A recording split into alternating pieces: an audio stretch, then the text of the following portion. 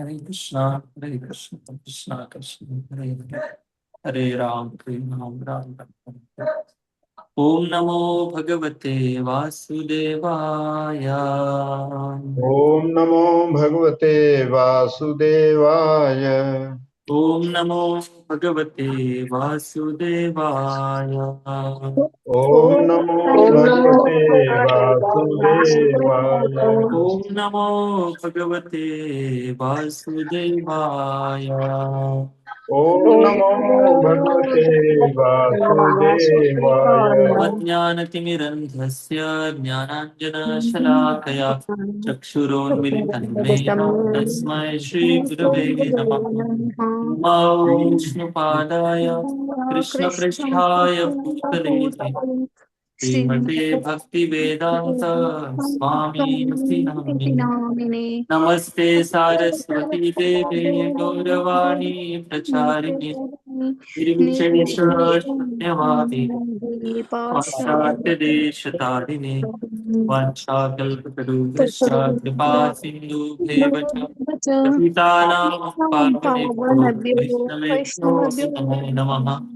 जय श्री कृष्ण चैतन्य प्रभु नित्यानंद, श्री अद्वैत गदाधर श्रीवासादि गौर भक्तवृंद।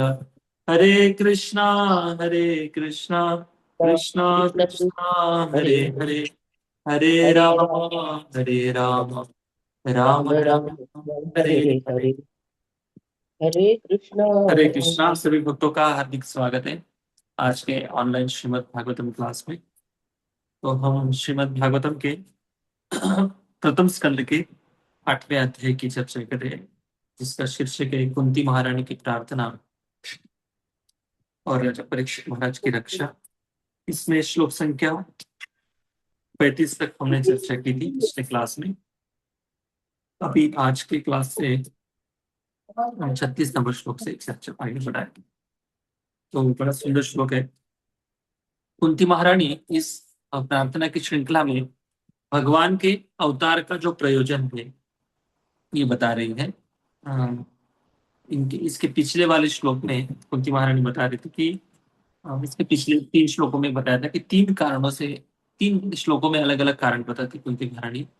कहती कि भगवान अवतार लेते हैं भू भार, हम भू का मतलब पृथ्वी का जो भार है इसको हरण करने के लिए आते हैं। अ, फिर 35 नंबर श्लोक में जो कारण बताया गया है वो सबसे इंपॉर्टेंट कारण है। इस संसार में सारे लोग भगवान से पिछुड़ने के कारण भवेयम क्लिश्यमानम, इस संसार में भवेस्मिन क्लिश्यमानम, संसार में दुख भोग रहे हैं। और क्यों दुख भोग रहे हैं?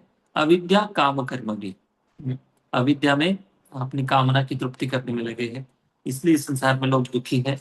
और ऐसे लोगों को श्रवण स्मरण अर्हणि, मतलब श्रवण कीर्तन का जो व्यवस्था है अपनी लीला करके लोगों को श्रवण कीर्तन की व्यवस्था देकर भगवान इस अवतार का प्रयोजन सिद्ध करके अपने धाम चले जाते हैं। और इसी से वास्तविक रूप से जीवों का कल्याण होता है।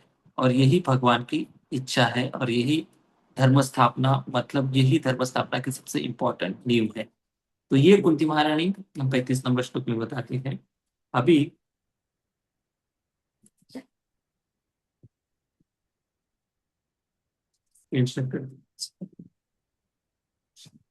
अभी 36 नंबर श्लोक बड़ा सुंदर श्लोक है। कुंती महारानी ये बता रही है कि श्रवण कीर्तन मात्र से जीवों का जो दुख है वो कम होने वाला है।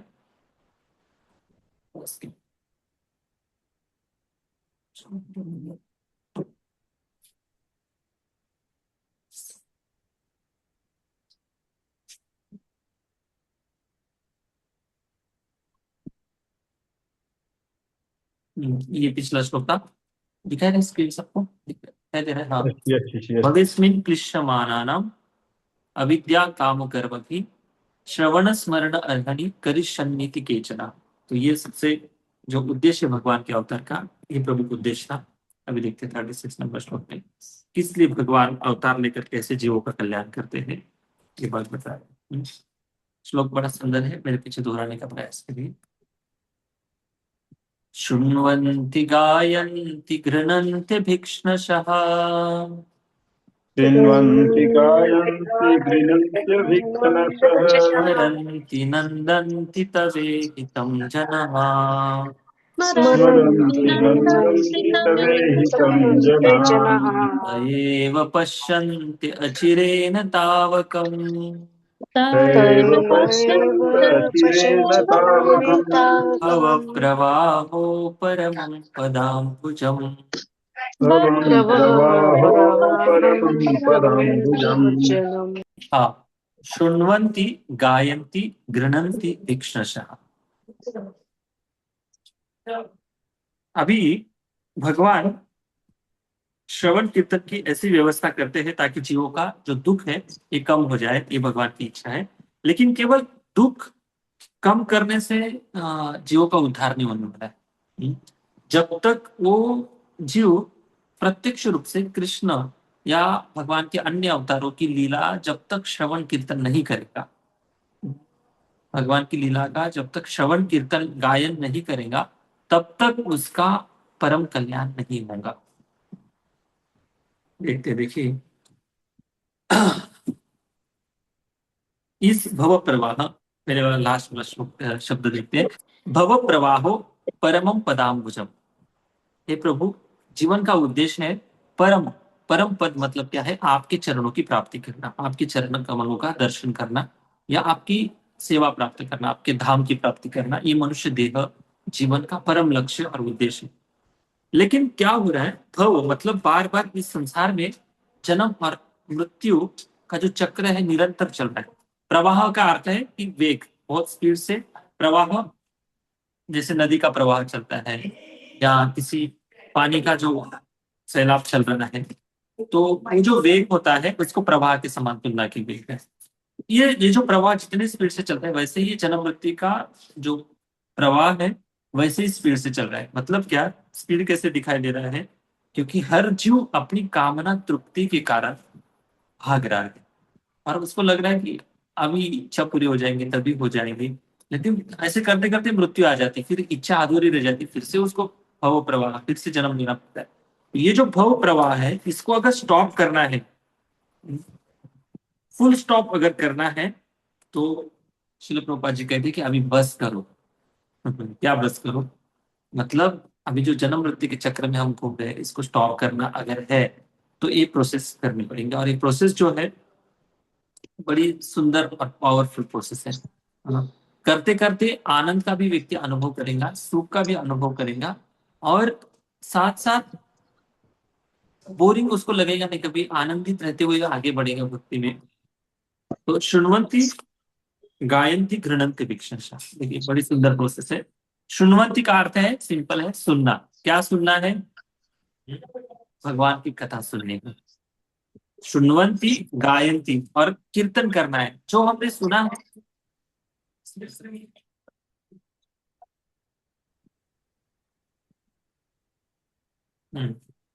जो हमने सुना है वो गायन्ति, उसका कीर्तन करना है, मतलब उस भगवान की कीर्ति का गान करना है, दूसरों तक पहुंचाना है इस कीर्ति को, और दूसरों को प्रेरित करना है। और जहां पर मौका मिले भगवान के नाम का संकीर्तन करना, ये भी गायन्ति में आता है। शृण्वन्ति गायन्ति गृह्णन्त्य भिक्ष्णशः। गृह्णन्त्य का अर्थ है कि ग्रहण करना, उसका आनंदित होकर स्वीकार करना, ग्रहण करना। भिक्ष्णशः मतलब एक दिन में नहीं काम चलेगा, इसको निरंतर करना पड़ेगा, नॉन स्टॉप। इसको निरंतर इस प्रोसेस में लगना पड़ेगा। शृण्वन्ति गायन्ति गृह्णन्ति भिक्ष्णशः स्मरन्ति, और इसका स्मरण करना पड़ेगा। 4 चीजें बताई गई। देखिए, एक्चुअली 5 चीजें हैं। एक सबसे इंपॉर्टेंट चीज जो है, इसको बड़ी ध्यान से करना पड़ेगा। शृण्वन्ति मतलब श्रवण करना, पहली बात है। दूसरा गायन्ति मतलब गायन करना, भगवान के नाम का कीर्तन, भगवान की गुण लीलाओं का प्रचार प्रसार में भाग लेना, वो भी गायन्ति में आता है। गृह्णन्त्य उसको स्वीकार करना आदर से। और ये 3 चीजें कैसी करनी है? और चौथी चीज है स्मरन्ति। स्मरन्ति मतलब भगवान का स्मरण करना। तो ये जो चीजें हैं भिक्ष्णशः, निरंतर रूप से करनी है चारों चीजें। और जो व्यक्ति निरंतर रूप से करेगा, उसके आगे का जो परिणाम है, क्या परिणाम है? नंदन्ति। नंदन्ति का अर्थ है हर्षित होना, वो व्यक्ति बड़े आनंदित हो जाए। और कैसे आनंदित होना, खुद वो अपनी भक्ति में आनंदित रहेगा, साथ साथ शुण्वंती, गायंती, घृणंती और स्मरंती, ये चार चीजें अगर कोई व्यक्ति कर रहा है, उसको देखकर वो व्यक्ति आनंदित होगा जो ऑलरेडी कर रहा था। क्या समझ पा रहे हैं आप जो बता रहा हूं? जो लोग अभी अभी समझो कोई व्यक्ति, हम अभी 15-20 साल से भक्ति में है, अभी अभी कुछ लोग नए 1-2 साल से भक्ति में आकर भक्ति मार्ग में जुड़े हैं और धीरे धीरे भक्ति की प्रैक्टिस करने का प्रयास कर रहे हैं, तो उनको देखकर पुराने लोगों को आनंद का अनुभव हो रहा है, खुश हो रहे हैं, अच्छा लग रहा है। मतलब क्या है कि वो उन लोगों ने भक्ति का आनंद का अनुभव किया है, तब जाकर उनको दूसरे लोग जब भक्ति करते हैं, ये देखकर उनको बहुत आनंद लगता है, बहुत खुशी लगती है।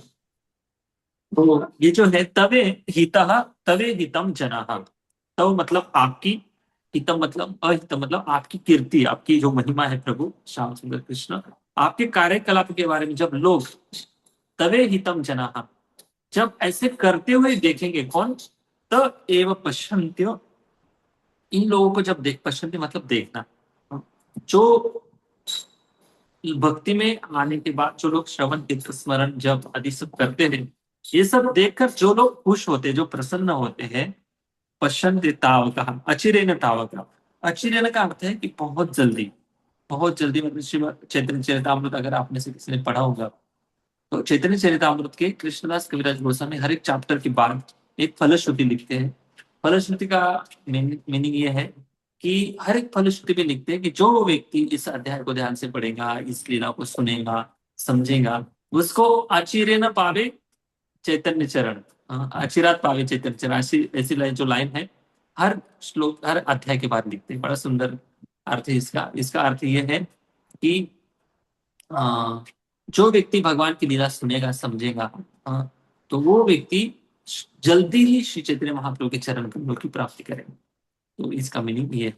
तो वैसे ही इसी अर्थ का यहाँ पर श्लोक दिया गया है, त एव पश्यन्त्य अचिरेण तावकम, वो व्यक्ति बहुत जल्दी भगवान के परम पदाम्बुजम प्राप्त कर लेगा, और जैसे ही उसको परम पद भगवान के चरण कमलों की प्राप्ति हो जाएगी, दर्शन हो जाएगा, उसका भव प्रवाह, भव प्रवाह मतलब जन्म मृत्यु का जो चक्र है, पुनर्जन्म की धारा जो चल रही है, इसको वो व्यक्ति पूरी तरह से स्टॉप कर देगा, मतलब अपने आप में स्टॉप हो जाएंगे। इसका ये मीनिंग है। बहुत सुंदर इस जो श्लोक है, श्रील प्रभुपाद जी कई बार इसका उल्लेख होता है। तो भव प्रवाह मतलब स्टॉप करना, ये जो प्रवाह चल रहा है जन्म मृत्यु का, हमारी इच्छा और कामनाओं के कारण प्रवाह, दिन पर दिन हमारी इच्छा बढ़ती जाती है, कामना बढ़ती जाती है, इसके कारण हमारी और अगले जन्म की फिर से हमें जन्म लेने के लिए प्रेरित करती है हमारी इच्छाएं। तो भगवान के नाम संकीर्तन, श्रवण कीर्तन गायन, ये प्रोसेस भले हमें सिंपल लग रही है, लेकिन ये सबसे पावरफुल और सिंपल प्रोसेस है। दिखाई देती सिंपल, अगर कोई व्यक्ति अच्छे से श्रवण कीर्तन अगर अच्छी श्रद्धा से करता है, अच्छे मनोभाव से कर रहा है, तो सच में भगवान इसका भव प्रभाव 100% स्टॉप कर देंगे। और इसका लक्षण क्या है? ये लक्षण है नंदंती। नंदंती का अर्थ ये है, देखिए 3 चीजें यहाँ पर बताई जाएंगे। अगर इस भव प्रवाह को, भव प्रवाह बार बार हो रहा है, मतलब जन्म हो रहा है, इच्छाएं पैदा हो रही है, क्योंकि इच्छाओं के कारण हम इस संसार में भाग रहे हैं, और इस इच्छा के कारण बार बार जन्म हो रहा है, तो इस भव प्रवाह को धीरे धीरे धीरे धीरे स्पीड ब्रेकर लगाना पड़ेगा। तुरंत अगर हम ब्रेक लगाएंगे और यू टर्न लेंगे तो पॉसिबल नहीं। तो स्पीड ब्रेकर क्या क्या है? पहला है, कथा जब श्रवण करेंगे फिर ध्यान से और श्रद्धा से, तो वही व्यक्ति अच्छे से कीर्तन कर पाएंगे। ध्यान से कथा श्रवण करेंगे, श्रद्धा से श्रवण और कीर्तन, ये जो है जैसे हम करते हैं, धीरे धीरे हमारा भव प्रवाह जो है, भव प्रवाह की ओर जो हमारी मनस्थिति भाग रही है, हमारा मनोभाव भाग रहा है, उसको आप टर्न कर सकते हैं भगवान की ओर, अगर निरंतर रूप से श्रवण कीर्तन कर रहे हैं तो। ये पहला है। और ये जो सुना हुआ है कथा, भगवान की कथा सुनी है हमने और श्रवण किया है, कीर्तन किया है, अगर जहां पर कोई है नहीं, अगर समझो अभी श्रवण कीर्तन की कोई व्यवस्था नहीं है, कोई हमें सुनाने का है लाइव, तो हम स्मरण कर सकते भगवान। कितने हम अकेले में रहते हुए कितने बार हम हरे कृष्ण महामंत्र गाते गाते कि नहीं गाते? हाँ गाते। इसका मतलब यह है भजन गाते, अलग अलग भगवान के गुणों का गान करते, कभी श्लोक का पठन करते। इसका मतलब यह है कि उस व्यक्ति का श्रवण कीर्तन बहुत अच्छा है, तभी वो व्यक्ति याद कर पाता है ना। तो जो अंदर डालेंगे वही बाहर निकलेंगे। Garbage in garbage out, Harikatha in Harikatha out. तो हरिकथा वैसे ऐसे नहीं बाहर आएंगी, जब उसको पहले पढ़ना पड़ेगा, सुनना पड़ेगा। तो ये दो चीजें जो है, श्रवण कीर्तन पहले करना है, और अकेले में जब रहेंगे जहां पर कोई श्रवण कीर्तन नहीं, दिन भर उसको स्मरण करना है। और जो व्यक्ति स्मरण करेगा, स्मरण की तुलना इस प्रकार से की गई है, जैसे आपने देखा होगा गाय भैंस को, अगर देखा होगा, बकरी को भी देखा होगा, जो पशु चरने जाते दिन भर, घास चरने जाते जंगल में, और चर के जब घर आ जाते, शाम को वापस आ जाते, तो रात को सोने से पहले वो क्या करते हैं? क्या बोलते हैं उसको हिंदी में? क्या बोलते प्रभु जी बताए? चरवन श्रवण। करते हैं। हाँ चरवन करते हैं, इसको फिर से निकाल दे, फिर उसको बाहर निकाल के फिर उसको अच्छे से चबाते, फिर से अंदर लेते हैं। तो ये जो प्रोसेस है उनको भगवान ने दी हुई है। तो उसका अर्थ ये है कि जो हम सुनते हैं, समझते हैं, कीर्तन करते हैं, तो उसको जुगाली स्मरण करना बोलते हैं बोल प्रभु सकते जी, हैं। हाँ जुगाली जुगाली ठीक बोलते है, हैं। ठीक है, थैंक यू। तो स्मरण करना बहुत जरूरी है, भगवान का गुणगान। फिर अकेले में तब जाकर हम भगवान का गुणगान कर पाएंगे। तो ये पहला। दूसरी बात है, इस भव प्रवाह को स्पीड ब्रेकर लगाना। तीसरी बात है, जब ये श्रवण कीर्तन अच्छा है, स्मरण अच्छा है, तब जाकर वो व्यक्ति दूसरों को देखकर हर्षित होंगे। समझ रहे आप ना? जिसका श्रवण कीर्तन अच्छा नहीं है, वो व्यक्ति दूसरों को देखकर स्वाभाविक रूप से द्वेष करता है। देखिए, विद्वेष की भी एक सीमा होती है। कितनी हमारा जो माइंड इतना दुष्ट है, हमें छोटी छोटी चीजों में द्वेष करने के लिए प्रेरित कर देता है। अगर कोई लोग भक्ति में हम एक साथ आते हैं, कुछ एक साथ सेवा करते हैं, एक साथ रहते हैं, तो हमारी मानसिकता जो है, इसको मत्सरता की जो स्वाभाविक जो प्रवृत्तियां है हमारी जन्म जन्मांतर की, ये हमारे हृदय में बैठी है। मत्सरता शब्द कहाँ से आया है पता है? मछली से आया है। मत्स्य मतलब मछली है ना। तो समुद्र में अगर देखेंगे आप, तो बड़े बड़े जो मछली होते हैं, वो बड़े मछली छोटे मछलियों को खा जाते हैं, है ना। बड़े मछली छोटी मछलियों को खा जाते हैं। तो इसलिए वैसे ही इस भौतिक संसार में हर एक बड़ा व्यक्ति छोटे व्यक्ति को दबाना चाहता है। हम्म, उसको आगे बढ़ने नहीं देना चाहता है। ये जो ईर्ष्या है, ये जो द्वेष है, ये भौतिक जगत में भरा पड़ा है, और हर एक कदम कदम पर, पल पल पर इसका लोग अनुभव करते हैं। और ये केवल भौतिक जगत में ही नहीं है। एक नेबर दूसरे नेबर की ईर्ष्या करता है। ऑफिस में ईर्ष्या चलती है, द्वेष चलता है, इवन घर में भी द्वेष ईर्ष्या चलती रहती है। भले एक परिवार के सदस्य भी क्यों ना हो, एक दूसरे की ईर्ष्या करने लग जाते हैं तुरंत छोटे छोटे बात। तो ये तब होता है जब हृदय में ईर्ष्या को हमने घर दे दिया होता है। तो जैसे बड़ा मछली छोटे मछलियों को खा जाता है, उस मछलियों के प्रवृत्ति से ये मत्सर का शब्द आया है। मत्सर मतलब दूसरों का मत्सर करना। इसकी व्याख्या ये है, प्रभुपाद जी कहते हैं कि मत्सरता मतलब क्या है? पर उत्कर्ष असहनम इति मत्सरता इति द्वेष। इसको कहते हैं द्वेष। हाँ। पर पर मतलब दूसरे लोगों की उन्नति जो है, देखकर जलसी होना, जलन होना, इसको कहते हैं मत्सरता। तो इस मत्सरता को कोई ठिकाना नहीं है। भगवान नरोत्तम दास ठाकुर कहते हैं कि ये जो हमारे हृदय में जो 6 अनर्थ है, काम क्रोध लोभ मद मोह मत्सर, इसमें से 5 अनर्थ भले भगवान की सेवा में लगा देंगे हम, लेकिन मत्सर जो है, इसको पूरी तरह से बाहर निकालना पड़ेगा। इस द्वेष को पूरी तरह से बाहर निकालना पड़ेगा, तब जाकर भगवान की भक्ति हृदय में स्थापित होंगी। इसका प्रमाण क्या है? भागवतम का दूसरा श्लोक पढ़ लीजिए। धर्म प्रोचित कैतवत्र परमो निर्मत्सराणाम सताम। धर्म प्रोचित कैतवत्र, कैतव धर्म को बाहर निकाल दिया है। धर्म अर्थ काम मोक्ष कर्म कांड, उपासना कांड, देवताओं की पूजा, इसको सब साइड में कर दिया व्यासदेव जी ने, और शुद्ध भक्ति का जो धर्म है, भागवत धर्म का प्रकाश किया है। उस भागवत धर्म के लिए उन्होंने बताया कि भागवत धर्म पढ़कर सुनकर हम हमारा परम कल्याण कर सकते, लेकिन इस भागवत धर्म के अंदर विशेषतः श्रीमद् भागवतम के अंदर जो भगवान की दिव्य लीलाओं का वर्णन किया गया है, उस लीला को व्यक्ति तभी रसों का आस्वादन कर पाएगा जब उसके हृदय से ईर्ष्या पूरी तरह से निकल गई है। जब तक ईर्ष्या उसके हृदय में है, द्वेष हृदय में है, तब तक वो व्यक्ति भगवान के लीलाओं का ठीक ठीक से आस्वादन नहीं कर पाएगा। इसलिए इस ईर्ष्या को निकालना बहुत जरूरी है, इसलिए इस मत्सरता को निकालना जरूरी है। तो ये जो मत्सरता है हमारी कई जन्म जन्मांतर के संस्कार है, और इसी मनोदशा को लेकर अगर हम भक्ति मार्ग में आते हैं, भक्तों की संगति में आते हैं, तो हमें दूसरों को देखकर ईर्ष्या होने लगती है। इनको तो मैंने तिलक लगाने सिखाया था, मुझसे भी अच्छा तिलक कैसे लगा ले मुझसे अच्छे कैसे डांस करने लगे हैं, और मैंने इनको भक्ति में लाया था, माला जप करना सिखाया था, इतना ध्यान से कैसे माला करने लगे ये लोग। हाँ, तो ये जो भावनाएं आती है, और साथ साथ जब हम सेवा करते हैं किसी की, अगर साथ में सेवा कर रहे हैं, हमसे कोई अच्छी सेवा करने लगता है तो हृदय में जलसी होने लगती है। तो ये जो भावनाएं हैं ये अच्छी नहीं, भक्ति की उन्नति के लिए अच्छी नहीं। एक तो ऐसी भावना जब आती है तो हम अपने आप को देख लेना चाहिए कि ये जो मेरे अंदर भावना आ रही है ये अच्छी भावना नहीं। तो ये प्रैक्टिशनर जो साधक है, साधक के ये लक्षण है, विथ अनर्थ और प्रामाणिक साधना। जिसकी गाड़ी ऐसे चल रही है, अनर्थ है उसके हृदय में, लेकिन प्रामाणिक रूप से साधना कर रहा है, भगवान को पूरा पूरा प्रयास दिखा रहा है, ऐसे व्यक्ति उन्नति कर लेता है। लेकिन साधना भी कर रहे हैं, साथ साथ ईर्ष्या द्वेष को भी हृदय में रखा है, और उसी ईर्ष्या द्वेष के कारण हम हमारे व्यवहार में वो ईर्ष्या द्वेष को उतार देते हैं। जैसे बातचीत में हो, व्यवहार में हो, विचार में हो, इस ईर्ष्या द्वेष से किसी से अगर हम व्यवहार करें तो इससे भगवान कभी प्रसन्न नहीं होते।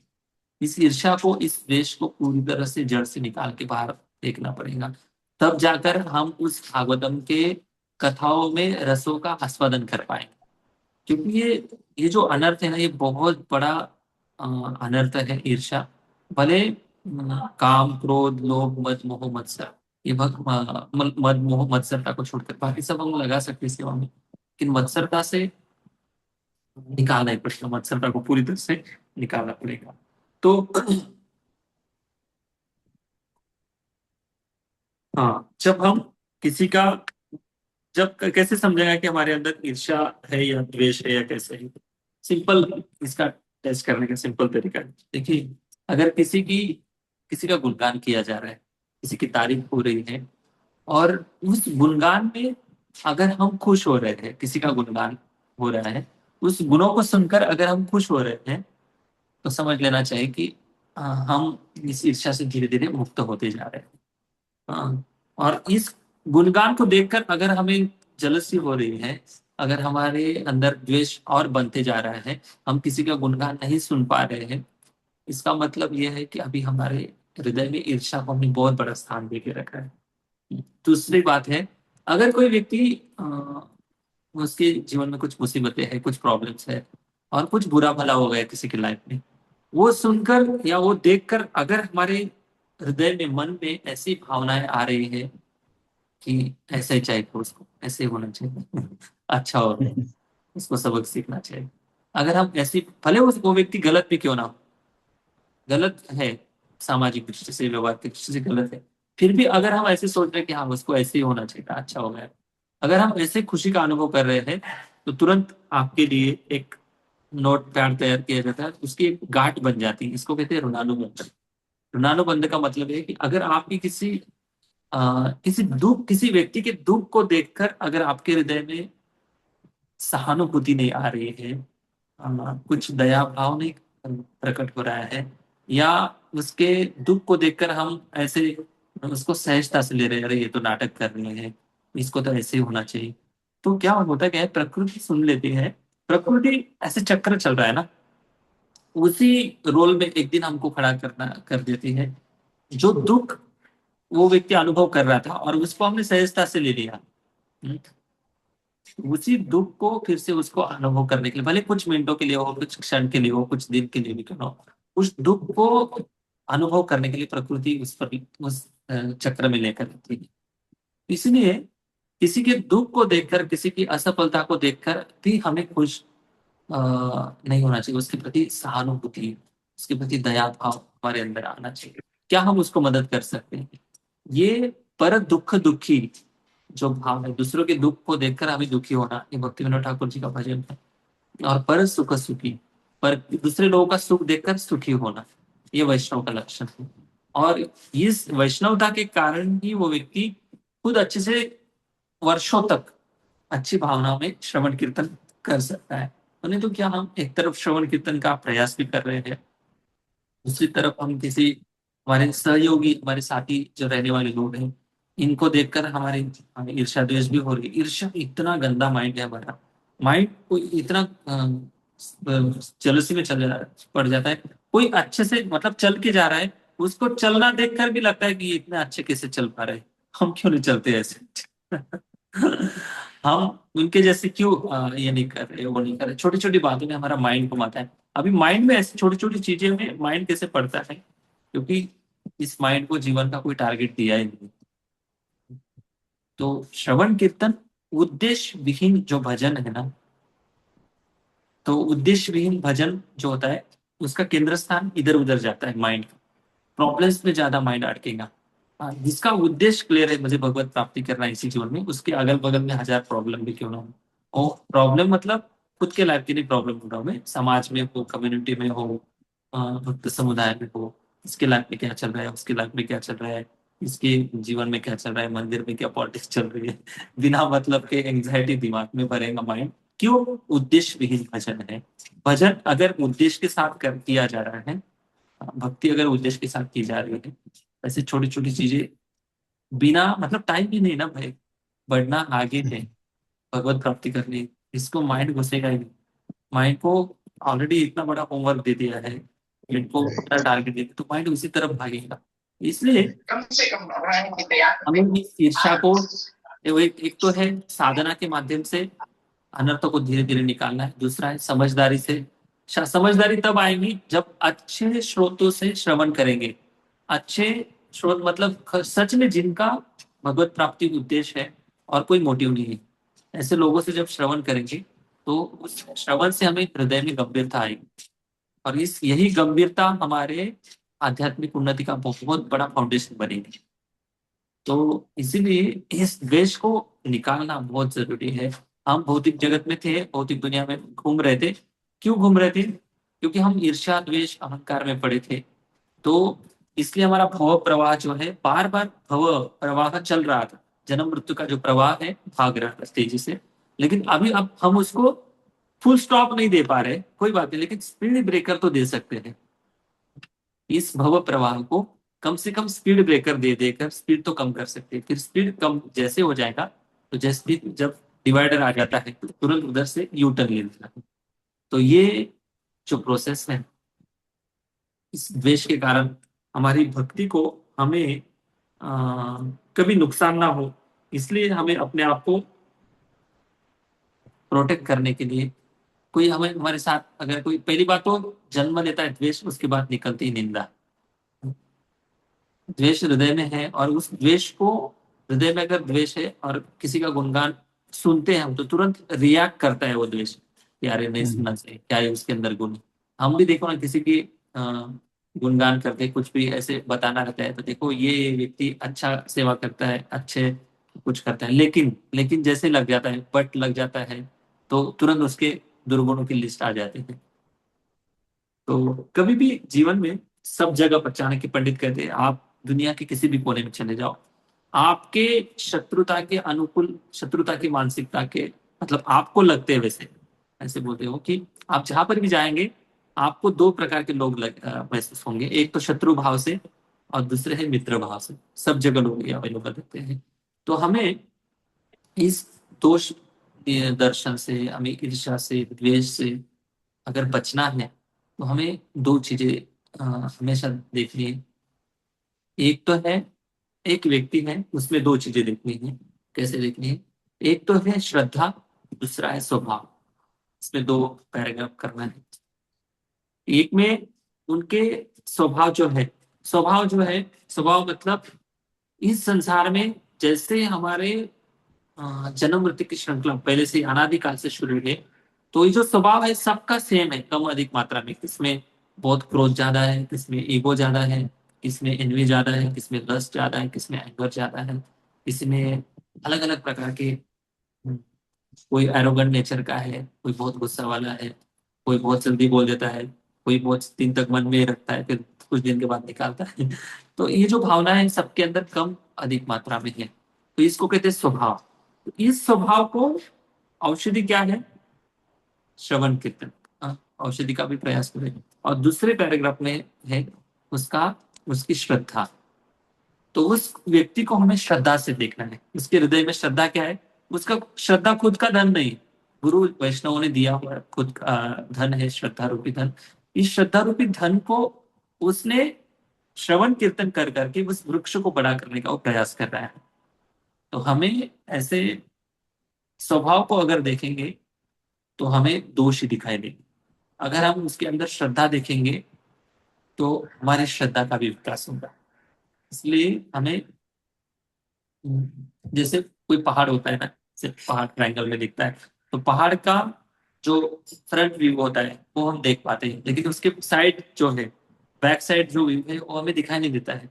तो वैसे ही हमें उस स्वभाव को उसके पिछले साइड को देखना है। पिछले साइड की, जैसे पहाड़ देखते हैं हम, डूंगर देखते हैं, पर्वत देखते हैं, वैसे दिखता है। फ्रंट में हमें उसकी श्रद्धा देखनी है, उसकी भावना देखनी है, समर्पण देखना है, त्याग देखना है, अच्छी क्वालिटी देखनी है। जब हम अच्छी क्वालिटी का दर्शन करेंगे तब हम धीरे धीरे धीरे धीरे इस मत्सरता के ऊपर काम कर पाएंगे, और इस मत्सरता से हम धीरे धीरे मुक्त हो जाएंगे। और ये मत्सरता जो होती है, इसको खेकड़ा प्रवृत्ति कहते हैं ना। खेकड़े जो होते हैं उनको एक दूसरे को खींचने की वो स्वाभाविक प्रवृत्ति होती है। तो उसी प्रवृत्ति को लेकर अगर हम भक्ति मार्ग में आते हैं तो हम भगवत प्राप्ति नहीं कर पाएंगे। हमें फिर से एक ऐसी प्रोसेस में डाला जाएगा जिस प्रोसेस में फिर से इस एनवी से हमें शुद्ध होना पड़ेगा, तब जाकर हम श्री कृष्ण से आदान प्रदान कर सकते। इसलिए भागवतम का एक उन्होंने छोटी सी ये लगा दी है, कंडीशन लगा दी है। दिखती छोटी सी लेकिन काम बहुत हेवी है। इतना सटल लेवल पर काम करता है हमारा द्वेष, हमें समझ में भी नहीं आता है। जो द्वेषी लोग होते हैं ना, उनको ऐसा लगता है कि मैं द्वेष नहीं कर रहा हूँ, और वो बताते भी हैं कि मैं ऐसे नहीं बता रहा हूँ कि वो व्यक्ति गलत है, लेकिन लेकिन जब आ जाता है, बट आ जाता है, फिर शुरू हो जाता है। इसका भागवतम में बहुत सुंदर उदाहरण आता है। दक्ष प्रजापति और शिव जी, जब दक्ष प्रजापति ने यज्ञ का आयोजन किया किया था, उस यज्ञ में दक्ष जब एंट्री करते हैं तब सब लोग उठ जाते हैं, लेकिन शिव जी नहीं उठते। और दक्ष को इतना अपमानास्पद फील होता है, और दक्ष पहले बोलता है कि देखो, मैं कोई गलत शब्दों का मतलब गलत मेरा उद्देश्य नहीं है। पहले बात तो क्लियर करता है, मेरा कोई गलत उद्देश्य नहीं है, ना मैं द्वेष कर रहा हूँ। फिर बोलना चालू करता है, इतनी गंदी भाषा का प्रयोग करता है। भागवतम आप पढ़ लीजिए, फोर्थ कैंटो जैसा वर्णन। शिव जी को महादेव है, साक्षात भगवान की गुण अवतार है, इनको इतना गंदे शब्दों में प्रयोग, उनकी निंदा करता है पूरी भरी सभा में। तो ये शब्द कहाँ से आ रहा है?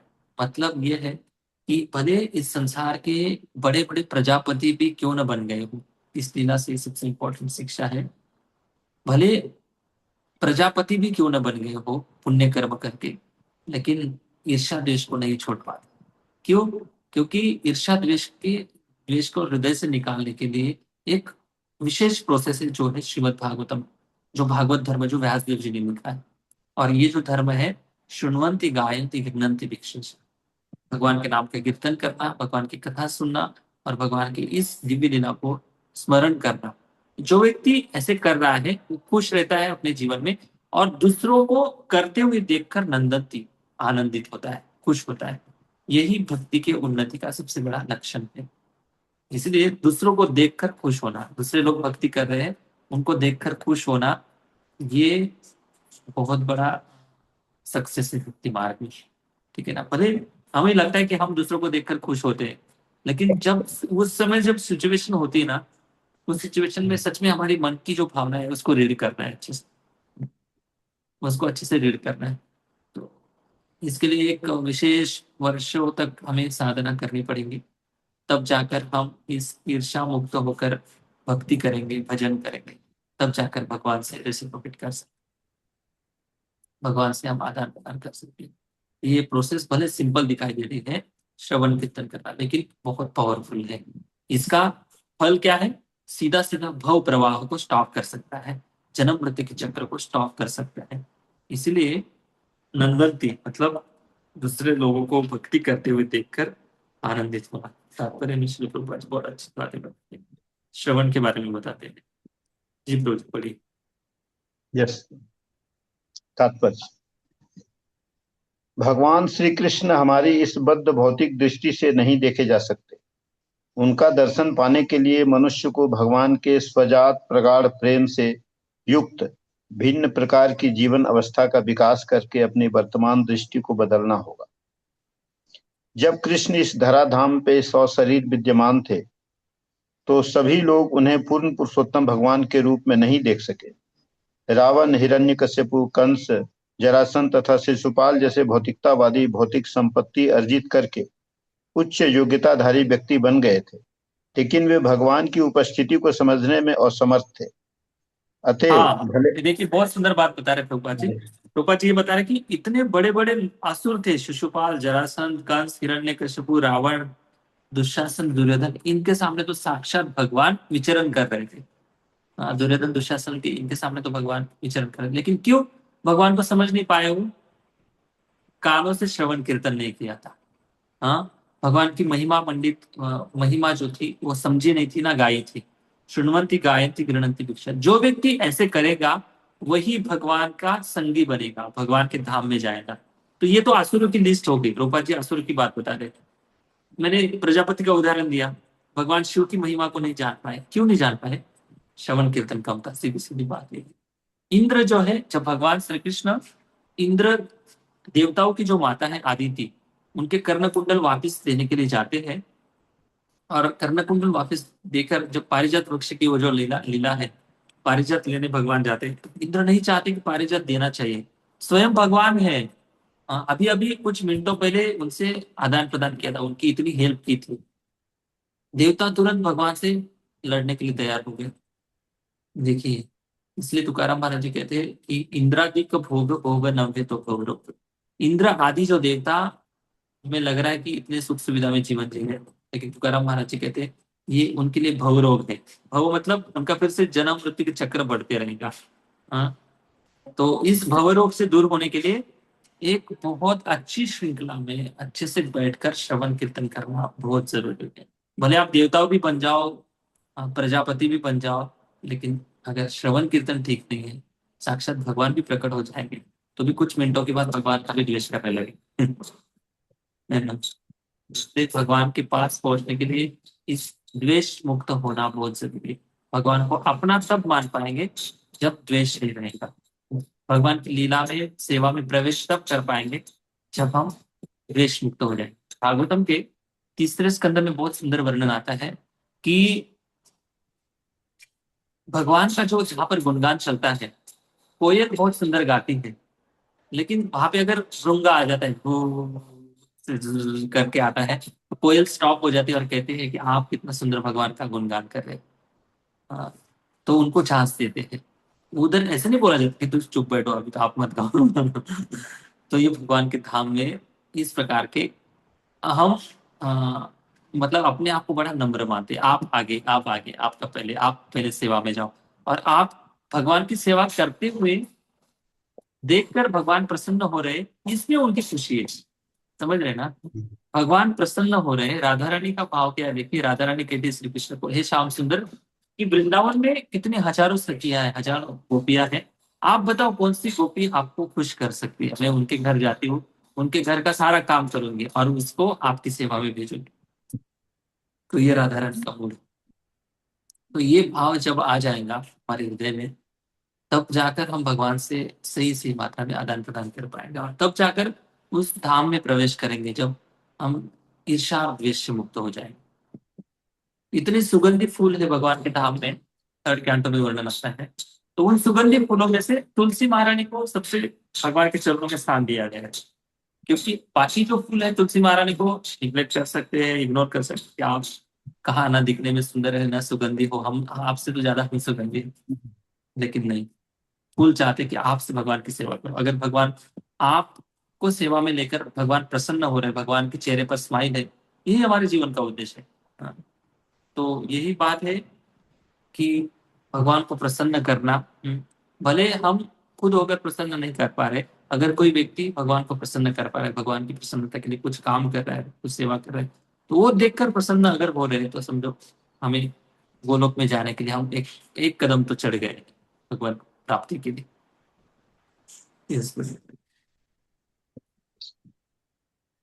कहाँ है? अतः भले ही भगवान हमारे नेत्रों के सामने उपस्थित क्यों न हो, जब तक हमारे हमारे पास अपेक्षित दृष्टि नहीं होती, तब तक उनको देख पाना असंभव है। यह अपेक्षित योग्यता एकमात्र भक्तिमय सेवा द्वारा उत्पन्न होती है, जिसका शुभारंभ उचित स्रोत से भगवान के विषय में श्रवण करने से होता है। भगवत गीता ऐसा लोकप्रिय ग्रंथ है जिसे सामान्य लोग सुनते, गाते तथा बारंबार पढ़ते हैं, लेकिन कभी कभी ऐसा अनुभव होता है कि ऐसी भक्ति संपन्न करने वाला व्यक्ति भगवान का साक्षात दर्शन नहीं कर पाता। इसका कारण यह है कि श्रवण नामक पहली विधि अत्यंत महत्वपूर्ण है। यदि श्रवण सही स्रोत से किया जाए तो इसका प्रभाव तुरंत पड़ता है। सामान्यतया लोग अनधिकृत व्यक्तियों से श्रवण करते हैं। ऐसे अनधिकृत व्यक्ति शैक्षणिक योग्यताओं में भले ही प्रकांड पंडित हो, विद्वान हो, किंतु उनके द्वारा भक्ति के सिद्धांतों का पालन न किए जाने के कारण उनसे श्रवण करना केवल समय का अपव्यय ही होगा। कभी कभी मूल पाठ की व्याख्या कलात्मक ढंग से इस तरह की जाती है जिससे वे अपना खुद का हेतु सिद्ध कर सके। अतएव सर्वप्रथम सक्षम तथा योग्य वक्ता चुनना होगा और तब उससे ही श्रवण करना होगा। जब श्रवण विधि पूर्ण तथा पक्की हो जाती है तो अन्य विधियां स्वतः ही पूरी हो जाती हैं। भगवान के अनेक दिव्य कार्यकलाप हैं और इनमें से हर एक से वांछित फल प्राप्त हो सकता है, बशर्ते कि श्रवण विधि परिपूर्ण हो। भागवत में भगवान के कार्यकलाप पांडवों के साथ उनके व्यवहार से प्रारंभ होते हैं। असुरों तथा अन्यों के साथ बर्ताव के संबंध में भी भगवान की अन्य अनेक लीलाएं हैं और 10वें स्कंध में उनकी प्रिय गोपिकाओं के साथ ही साथ द्वारिका में उनकी अपनी पत्नियों के साथ के व्यवहार का वर्णन है। क्योंकि भगवान परम अवस्था में है, अतः उनके प्रत्येक व्यवहार के दिव्य स्वभाव में कोई अंतर नहीं है। लेकिन कभी कभी लोग अनधिकृत श्रवण करते समय गोपियों के साथ भगवान के व्यवहार क्रीड़ाओं में अधिक रुचि लेते हैं। ऐसी मनोवृत्ति श्रोता के कामुक विचारों की सूचक है। अतएव भगवान की क्रीड़ाओं का प्रामाणिक वक्ता कभी भी ऐसी बातें सुनाने में उलझता नहीं। मनुष्य को चाहिए कि भगवान के विषय में प्रारंभ से ही श्रीमद् भागवत या अन्य शास्त्रों से श्रवण करे। इससे श्रोता को उत्तरोत्तर पूर्णता प्राप्त करने में सहायता मिलेगी। अतएव किसी को यह नहीं सोचना चाहिए कि गोपियों के साथ भगवान का व्यवहार पांडवों के साथ उनके व्यवहार से कम महत्वपूर्ण है। हमें यह सदा स्मरण रखना चाहिए कि भगवान सदैव समस्त संसारी आसक्ति से परे रहने वाले हैं। उपर्युक्त समस्त आचरणों में वे ही नायक हैं और उनके विषय में या उनके भक्तों या उनके प्रतियोद्धाओं के विषय में श्रवण करना आध्यात्मिक जीवन के लिए अनुकूल है। ऐसा कहा जाता है कि सारे वेद पुराण इत्यादि भगवान से हमारे विसरे हुए संबंधों को पुनर्जीवित करने के लिए है। इन सभी शास्त्रों को सुनना आवश्यक है। Hare Krishna. Okay, Hare Krishna, thank you. तो प्रभुपाद जी यही बात बता रहे कि भगवान की जो लीला है, सारी लीला भागवतम में जो विशेष रूप से वर्णन की, उन लीलाओं का सारा स्मरण करना चाहिए। ऐसा नहीं सोचना है कि हमें भगवान की केवल वृंदावन लीला ही श्रवण करनी है, द्वारका लीला। जब आप आगे बढ़ जाएंगे तब जाकर वो बात की बात है, लेकिन साधक अवस्था में हमें भागवतम को पूरी तरह से अच्छे से श्रवण करना है। और जब तक श्रवण अच्छे से करेंगे तब हमारा अच्छा मूड बनेगा, एक भाव बनेगा, और उस भाव से ही हम भगवान से अच्छे से आदान प्रदान कर पाएंगे। और तब जाकर इस श्रवण कीर्तन की प्रोसेस से हम खुद भी आनंदित रहेंगे, दूसरों को करते हुए देखकर भी आनंदित होंगे। यही भागवत विधि का परम उद्देश्य है, भागवत धर्म का परम उद्देश्य है। शृण्वन्ति गायन्ति गृह्णन्ति विष्णुशा स्मरन्ति नन्दन्ति तवे हितं जनाः तयेव पश्यन्ति अचिरेण तावकं भव प्रवाहो परमं पदाम्बुजम्। बहुत सुंदर श्लोक है, तो इसको कंठस्थ भी कर सकते हैं जिनको याद करना है श्लोक। इसका ट्रांसलेशन इससे पढ़ते हैं। हे कृष्ण, जो आपके दिव्य कार्यकलापों का निरंतर श्रवण, कीर्तन तथा स्मरण करते हैं या दूसरों को ऐसा करते देखकर हर्षित होते हैं, वे निश्चय ही आपके उन चरण कमलों का दर्शन करते हैं जो जन्म मृत्यु के पुनरागमन को रोकने वाला है। ओके, हरे कृष्णा। जय श्री प्रभुपाद की जय। ग्रंथा श्रीमद् भागवतम महापुराण की जय। तो कृष्ण किसी का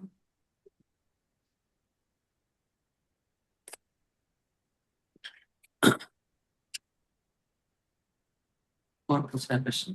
हाँ, पूछिए। हरे कृष्णा प्रभु जी, दंड प्रणाम। धन्यवाद। प्रभु जी, बहुत अच्छा क्लास था। श्रवण कीर्तन के बारे में आपने बताया। हाँ, प्रभु जी, हम अक्सर देखते हैं कि हम श्रवण कर रहे हैं, हम कीर्तन भी कर रहे हैं, लेकिन कभी कभी परिस्थितियां ऐसी आ जाती हैं कि हमें याद तो रहता है, लेकिन हम कभी कभी रिएक्ट भी करते हैं, कभी रिस्पॉन्ड भी करते हैं सिचुएशंस के हिसाब से। तो फिर हमारे मन में ऐसे आता है कि हमने इतना सुना है भगवान के लिए या भगवान के भक्तों के बारे में, उन पर इतनी सिचुएशंस या परिस्थितियां आई हैं, उन्होंने कैसे हैंडल किया।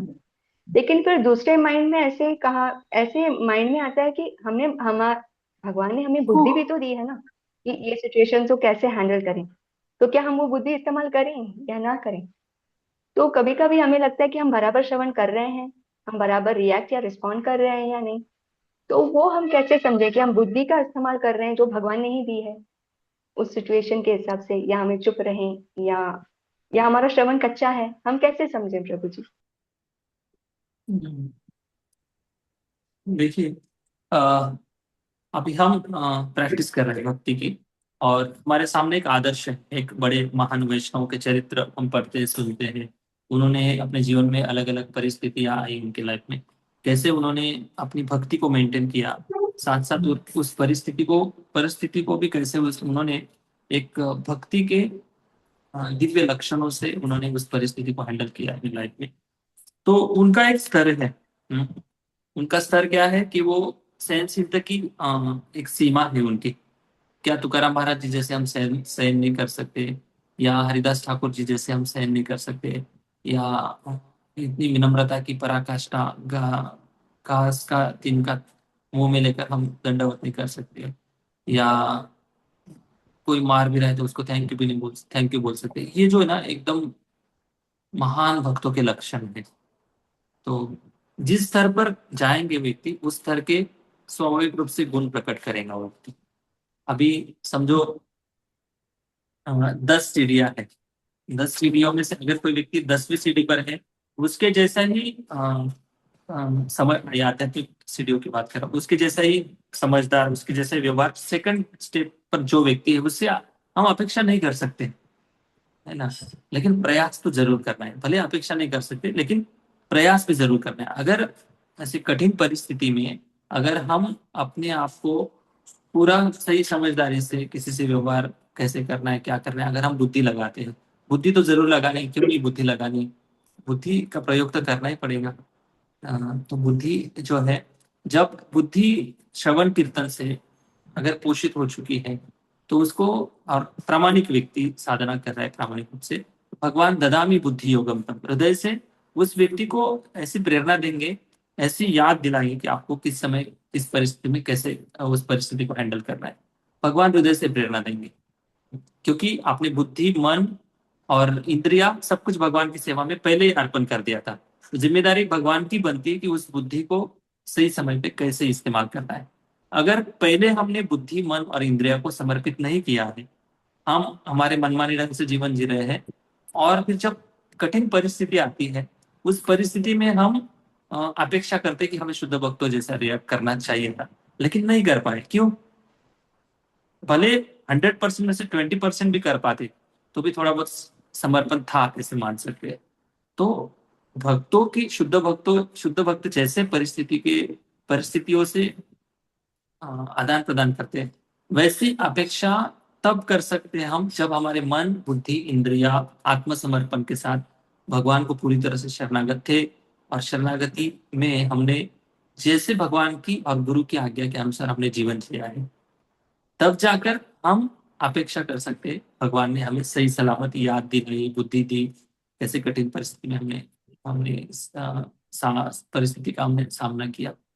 तो ये सब ऐसी प्रोसेस है। लेकिन जो भी है, जितना भी समर्पण है, 10% हो, 20% हो, 30% जो भी है, लेकिन परिस्थिति अगर आई है तो भक्तों के मार्गदर्शन से, शास्त्र से, श्रवण कीर्तन से, या बुद्धि लगाकर, हाँ, ऐसे हमें इस परिस्थितियों को जितना हो सके उतना इस परिस्थिति का अगला अगली जो श्रृंखला है वो न बनाते हुए, हमें इस प्रारब्ध को, अभी प्रारब्ध से जो फलीभूत हुआ है, उस प्रारब्ध को निपटाने के लिए अगर दूसरा प्रारब्ध बना रहे हैं तो फिर अच्छा नहीं।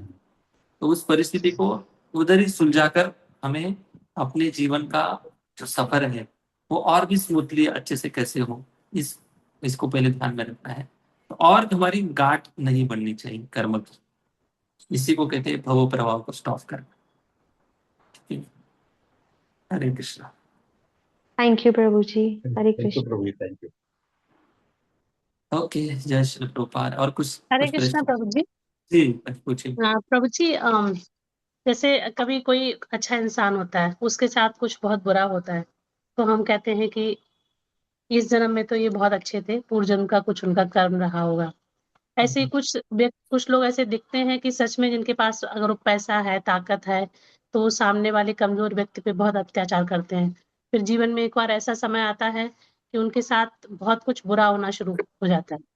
तो फिर हम ये कहते हैं कि ठीक है, भगवान उनको सद्बुद्धि दे, भगवान उन पे कृपा करे, लेकिन किया तो उन्होंने बहुत बुरा है। तो ये परिस्थितियां तो उनके साथ ऐसी तो आने ही वाली थी, या आई है, तो कोई ऐसे उसमें कोई ऐसे आश्चर्य की बात नहीं है।